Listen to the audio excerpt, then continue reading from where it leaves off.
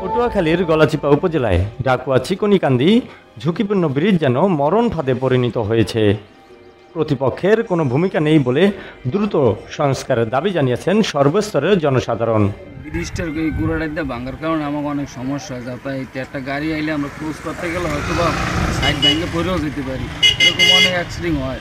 ব্রিজটি গলাচিপা হতে ঢাকা পর্যন্ত সংযোগ থাকলেও ঘর থেকে বের হলেই উপজেলার হাইওয়ে সড়কগুলো যেন বিধ্বংস শহরের চিত্র।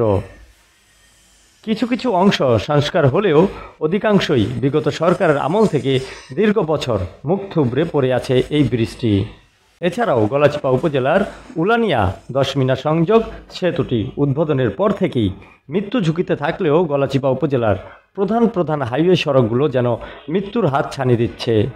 জনসাধারণের দাবি, দীর্ঘ বছর কোনো সংস্কার না করায় জনভোগান্তি চরম আকারে পৌঁছে গেলেও সংশ্লিষ্ট কর্মকর্তারা আশার বাণী ছাড়া কোনো সুদৃষ্টি দিতে পারেনি।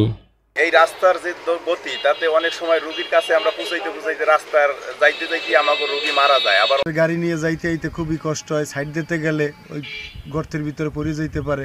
ডাকুয়া চিকনিকান্দি ব্রিজটি জনদুর্ভোগ কমে আসলেও দীর্ঘ বছর ধরে গলাচিপা উপজেলার একমাত্র গুরুত্বপূর্ণ ব্রিজের তলদেশের বালি সরে গিয়ে এক মরণ ফাঁদে পরিণত হয়েছে।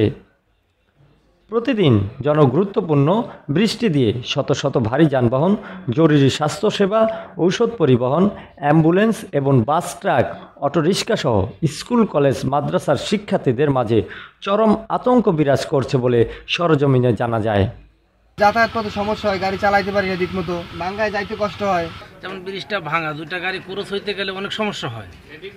এটা কি তারা দেখে না, তাদের নজরে পড়ে না এই জিনিসটা। আমরা এই ব্রিজটার গোড়া ভাঙ্গে ছুটে গেছে, আমরা এই গাড়ি যাইতে পারি না, কিছু না বড় একটা রিক্সের মধ্যে তার পাশে যাইতে হয়।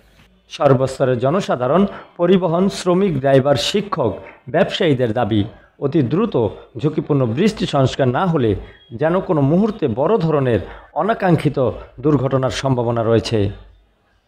যেহেতু এটা ঝুঁকিপূর্ণ আছে, যে কোনো সময় দুর্ঘটনা ঘটতে পারে, সেই দিক দৃষ্টি রেখে আমরা হয়তো আশা করতেছি এই সপ্তাহের মধ্যেই ওই দুই ব্রিজের দুই সাইডে আমরা সাইনবোর্ড দিয়ে দেবো যে বর্ষা মৌসুমে বড় ধরনের দুর্ঘটনার আগেই ঝুঁকিপূর্ণ ডাকুয়া চিকনিকান্দি ব্রিজটির সংস্কার দাবি জানান।